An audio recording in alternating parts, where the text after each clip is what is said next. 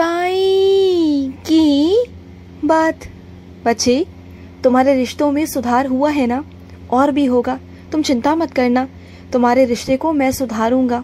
और हैं बहुत सारे लोग जो तुम्हारे रिश्ते को तोड़ने की बहुत कोशिश कर रहे थे, बहुत हद तक उन्होंने कोशिशें की, बहुत कुछ, लेकिन उनकी सारी कोशिशें ना नाकाम हो गई, क्योंकि उस वक्त तुम्हारा बाबा, तुम्हारा साईं वहाँ खड़ा हुआ था।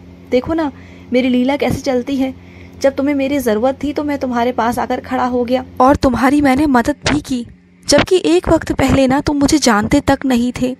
देखो ना मैं किस किस माध्यम से तुम्हारे पास पहुंचा हूँ।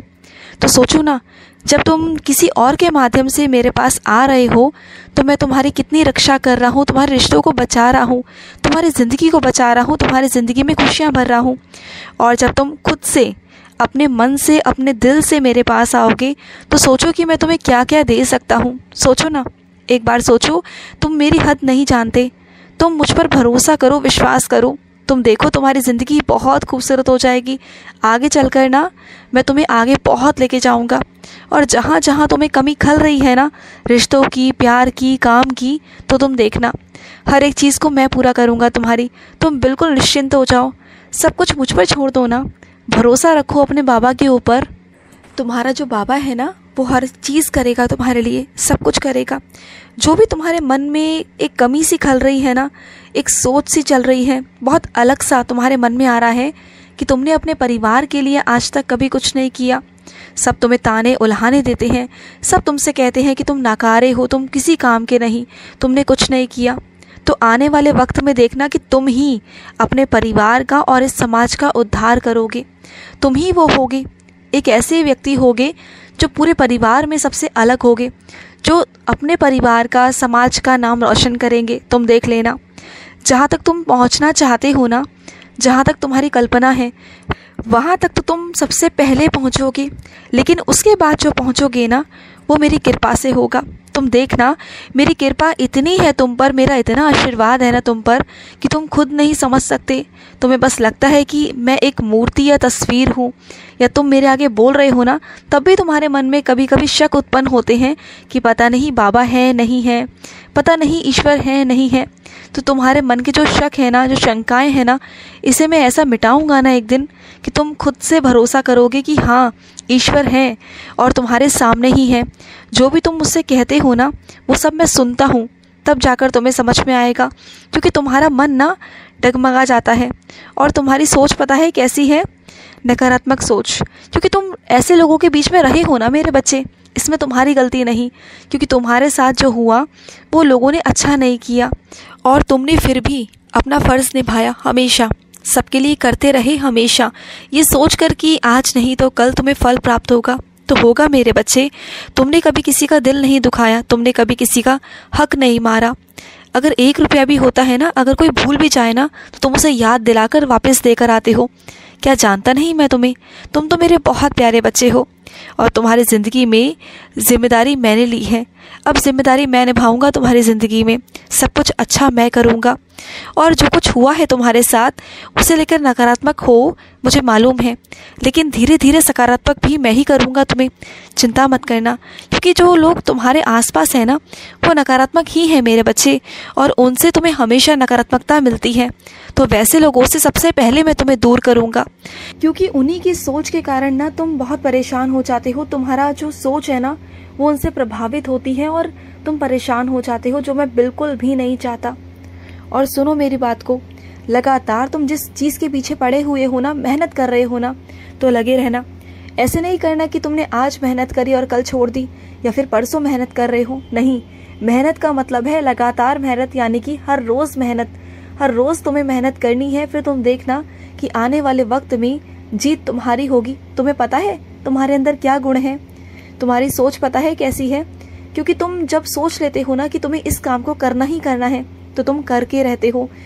एक बार ना तुम जिस चीज़ को ठान लो ना, एक बार करने की ठान लो ना, फिर तुम्हें कोई पीछे नहीं हटा सकता, फिर तुम्हें कोई मात नहीं दे सकता, और तुम जीतते ही जीतते हो। लेकिन जिस दिन अगर तुम ये सोच लो ना कि तुम्हें नहीं करना है, हार माननी है, उस दिन ना तुम बहुत नकारात्मक हो जाते हो। तुम्हारा मन थोड़ा सा विचलित होकर ना डगमगाने लगता है, तुम्हारा विश्वास डगमगाने लगता है, और उस वक्त ना फिर तुम हार भी जाते हो। फिर तुम्हारा मन भी नहीं करता। ये सच्चाई है और ये सच्चाई मैं तुम्हें बता रहा हूँ, तुम्हें डरा नहीं रहा कि तुम डर जाओ, नहीं, मैं तुम्हें ये बताने की कोशिश कर रहा हूँ कि तुम्हारी सोच में बहुत शक्ति है, तुम्हारी भक्ति में बहुत शक्ति है, क्योंकि जो तुम सोच लेते हो ना वो होना ही होना है। तो इसलिए तो समझा रहा हूँ कि जो सोचो अच्छा सोचो, सकारात्मक सोचो। तुम जैसा सोचोगे वैसा हो जाएगा। तुम सोचोगे कि तुम्हारी जीत हो तो तुम्हारी जीत होगी, अगर तुम ये सोचोगे कि तुम्हारी हार हो तो फिर हार होगी, और उसके बाद तुम मुझ पर इल्जाम लगाओ, ये तो गलत है ना मेरे बच्चे। मैं तुम्हें सारी सच्चाई, सारा आईना तुम्हारे सामने दिखा रहा हूँ। और सुनो मेरी बात को, जब तुम अपनी खुशियों के लिए लड़ रहे हो ना, अपने हक के लिए लड़ रहे हो, तो इसमें गलत क्या है मेरे बच्चे? इसमें कुछ गलत नहीं। लोग, अगर तुम ये सोच रहे हो कि लोग तुम्हें स्वार्थी कहेंगे, तो क्यों कहेंगे? जब आज तुम परेशान हो तो क्या लोग तुम्हारे पास आ रहे हैं, ये दुनिया तुम्हारे पास आ रही है कि तुम परेशान हो कि नहीं हो? नहीं ना। तो फिर क्यों सोच रहे हो लोगों के बारे में? क्यों सही गलत के चक्कर में पड़ रहे हो? क्यों तुम्हें ऐसा लग रहा है कि कोई वैसा सोचेगा, वैसा सोचेगा, कोई गलत समझेगा? अरे जो समझना है समझने दो, जिसे जैसा सोचना है सोचने दो। जब आज कोई तुम्हारे साथ नहीं तो क्यों किसी के बारे में सोचना? अगर तुम अपनी खुशियों के बारे में सोच रहे हो, अपनी जिंदगी अलग से देख रहे हो ना, तो इसमें कोई स्वार्थपना नहीं, कोई गलत नहीं, कुछ भी नहीं। दुनिया की नजरों में मत जाओ कि वो क्या सोचती है। तुम जब तक उनके बारे में सोचना नहीं छोड़ोगे ना, तब तक तुम अपने बारे में सोचना कैसे शुरू करोगे?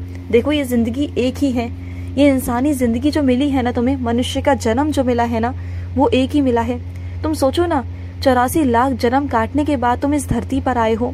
सोचो कि तुम्हें क्या क्या करना है। तुम्हारे पास दो रास्ते हैं। एक तो ये कि तुम दुनिया के हिसाब से चलो, जैसे दुनिया सोच रही है, जैसे दुनिया कर रही है, उसके हिसाब से चलो। और दूसरा रास्ता वो है कि तुम अपनी जिंदगी को अपने तरीके से खुशी से जियो। तुम्हें नहीं परवाह होनी चाहिए कि कौन कैसा है, कौन कैसा नहीं है, कौन क्या सोच रहा है, बल्कि जब तुम खुश रहोगे ना, तो दुनिया अपने आप तुम्हारे आसपास आएगी सकारात्मकता लेने के लिए। क्योंकि हर इंसान ना सकारात्मक चाहता है, हर इंसान को सकारात्मक लोग ही पसंद आते हैं, मुस्कुराते हुए चेहरे पसंद आते हैं। क्या तुमने कभी देखा है कि कोई मुंह लटका कर बैठा है, उदास बैठा है, तो कोई उसके पास गया? या तुम भी गए? सोचो ना, क्या तुम गए कभी किसी ऐसे इंसान के पास जो बहुत मुंह लटका कर बैठा हुआ है, उदास रहता है? तो क्या ऐसे इंसान के पास जाना तुम पसंद करोगे? नहीं करोगे ना, तो फिर दुनिया भी पसंद नहीं करती। और सुनो मेरी बात को, मेरा आशीर्वाद लगातार तुम्हारे साथ है और मैं भी तुम्हारे साथ हूँ। तुम बिल्कुल मत डरो, बिल्कुल भी मत घबराओ। और तुम जिसकी जिंदगी में रोशनी लाने की कोशिश कर रहे हो ना, वो मेरे ही आशीर्वाद से हो रहा है मेरे बच्चे। तुम्हें क्या लगता है कि तुम ऐसे ही किसी की जिंदगी में पहुंच गए? ऐसे ही तुम्हारे दिमाग में चीजें चल रही हैं कि तुम्हें उस इंसान की जिंदगी में खुशियां देनी है, रोशनी भरनी है, उजाले करने हैं? नहीं पगले, ये सब कुछ मेरा रचाया हुआ खेल है। जो तू पहुंचा है ना वहां तक, वो मैं चाहता था कि तू वहां तक पहुंचे, तभी मैंने तेरे लिए अलग अलग जरिए बनाए, तेरा मन पलटने की कोशिश करी, और तब जाकर तुम उस मार्ग तक, उस राह तक, उस तक पहुंच सके हो जो मेरा बच्चा है। और जब तुम उसकी जिंदगी में रंग भरना चाहते हो ना, तो तुम रंग भरना मेरे बच्चे, क्योंकि जैसे जैसे तुम उसकी जिंदगी में रंग भरोगे ना, वैसे वैसे तुम्हारी जिंदगी में भी मैं रंग भरूंगा। जैसे जैसे तुम उसकी जिंदगी में खुशियां दोगे, रोशनी दोगे ना, उजाले लाओगे, वैसे वैसे मैं तुम्हारी जिंदगी में खुशियां लाऊंगा, उजाले लाऊंगा। तुम्हारी जिंदगी बहुत खूबसूरत मैं करूंगा।